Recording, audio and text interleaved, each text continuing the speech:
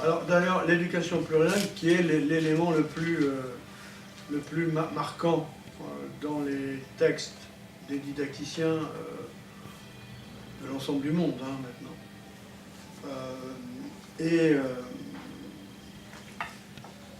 Et donc, en gros, on va dire sous l'impulsion d'une certaine manière du Conseil de l'Europe,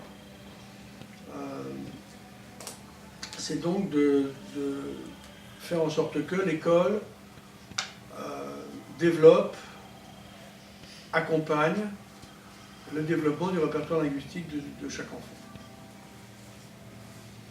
De la maternelle à l'université, comme on disait en 1968. Parce qu'il y a quand même une vie après le bac, une vie linguistique après le bac, ce qu'on a l'air d'oublier. Comme si l'université était un espèce de no man's land engagé, dans lequel il ne se passait plus rien, dans lequel c'était fini. On apprend les langues jusqu'au bac et après on ne fait plus rien.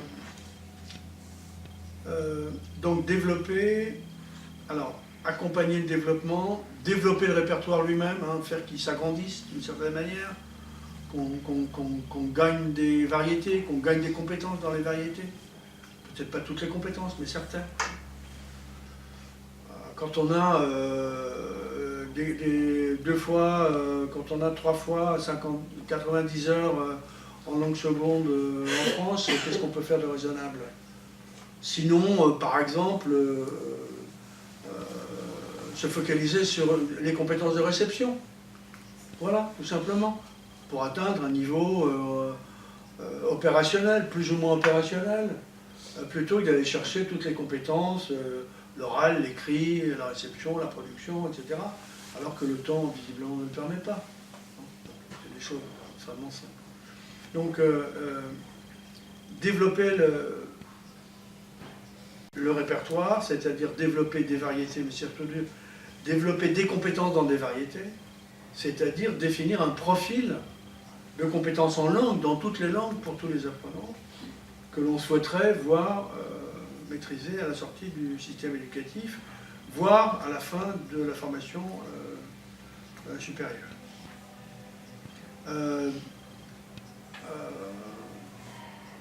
Améliorer les compétences existantes, puisqu'il y en a, pas seulement à développer de nouvelles, mais il y en a qu'on pourrait développer. On pourrait peut-être utiliser les langues que les apprenants connaissent. Et maintenant, on a quand même beaucoup d'apprenants, par exemple issus de couples mixtes, comme on dit, qui ont des compétences dans au moins 2 langues. Et on pourra peut-être se servir de ces acquis pour le faire.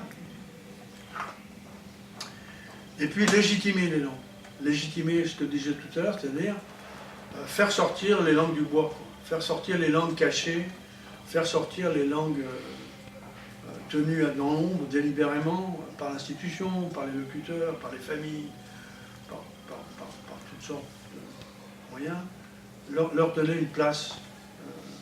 Ça ne veut pas dire les enseigner, nécessairement, mais ça veut dire leur donner une place, quelle qu'elle soit, les faire entendre, vivre dans le système éducatif. Alors, comment est-ce qu'on peut s'y prendre? Alors, on peut s'y prendre, il y a plusieurs, disons, stratégies générales.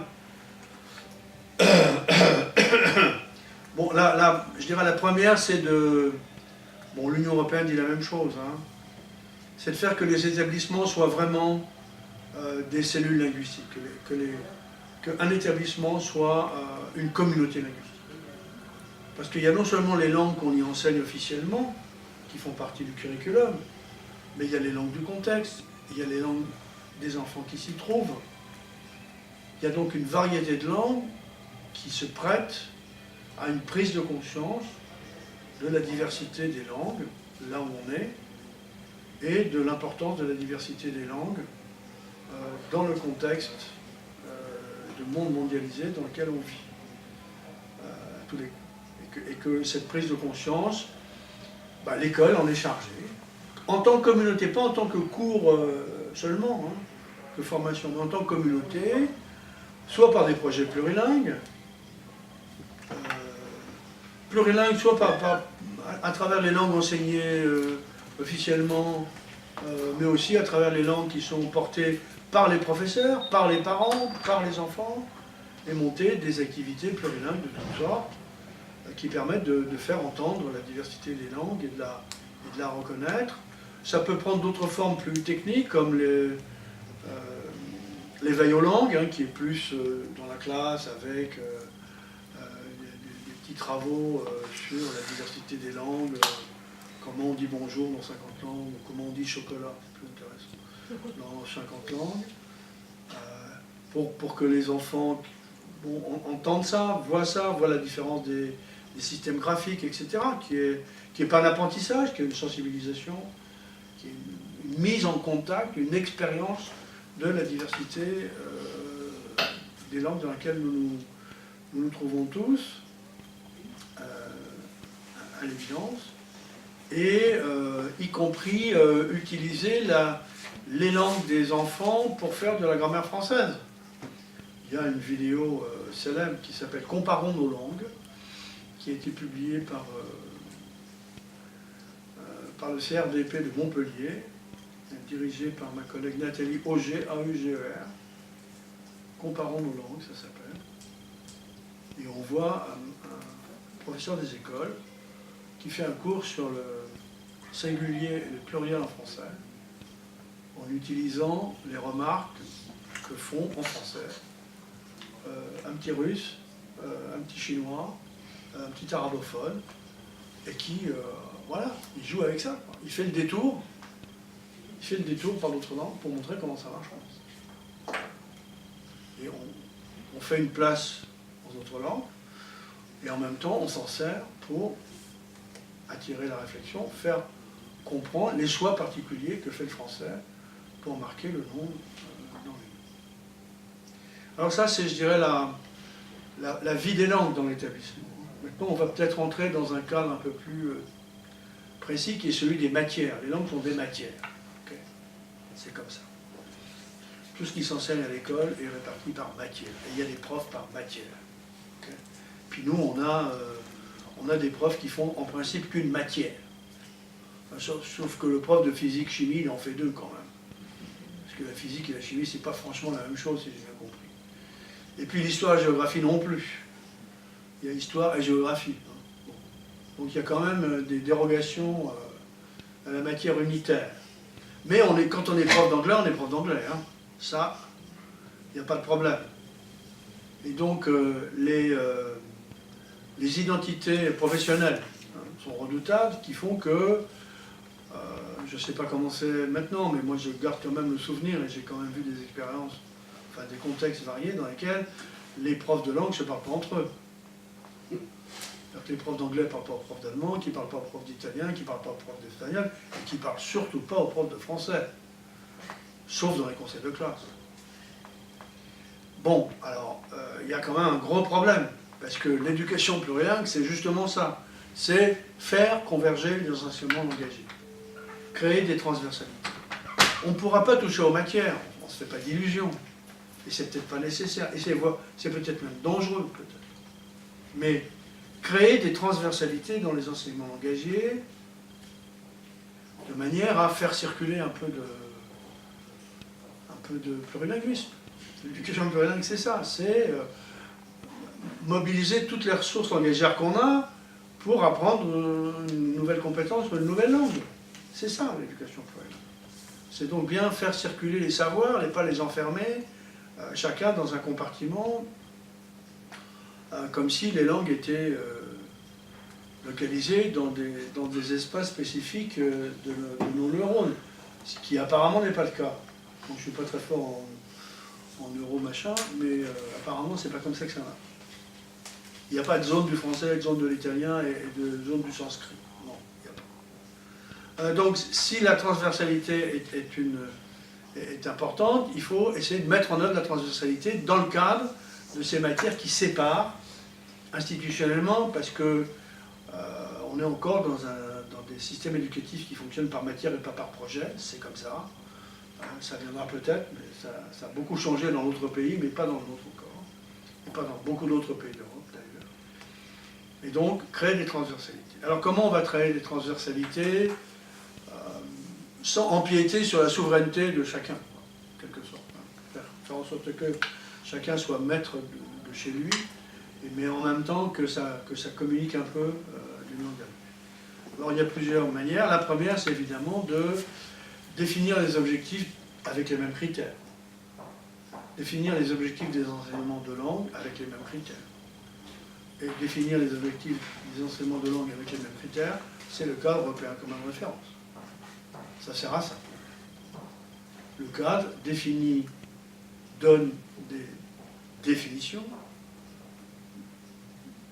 de la compétence d'apprentissage d'une langue à certains moments de son développement et en fonction des compétences. Ça veut dire qu'il permet de spécifier ce qui avant était très très vague. Quand on dit il sait bien le français, ou il comprend pas mal l'italien, ou il parle un peu croate, bon, voilà, c'était des jugements.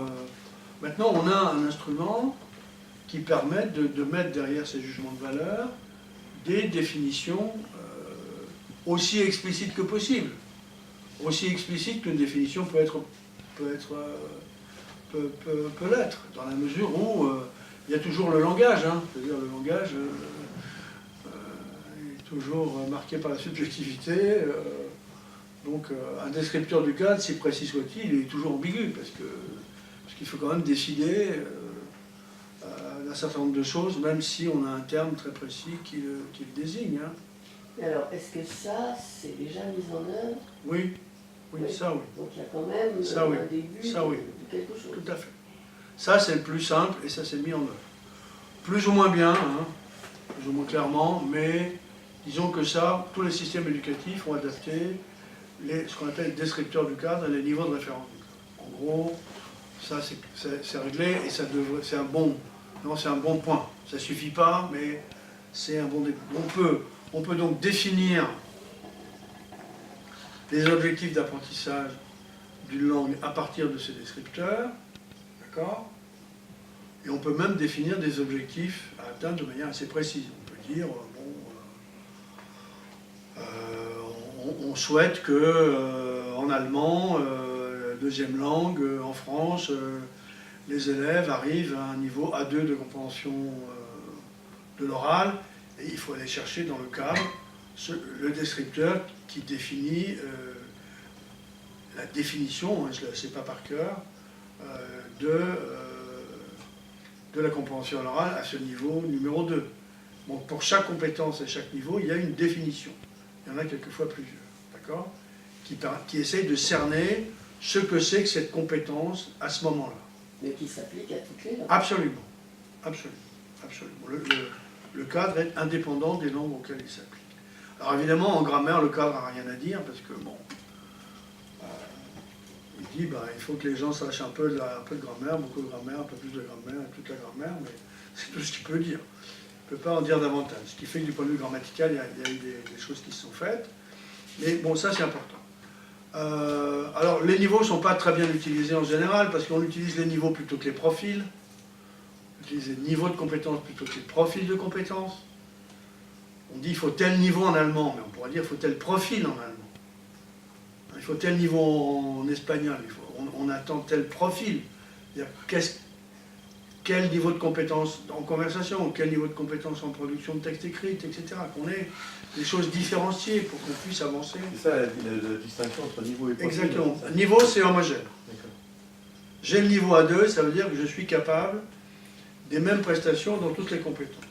Ce qui n'est pas vrai.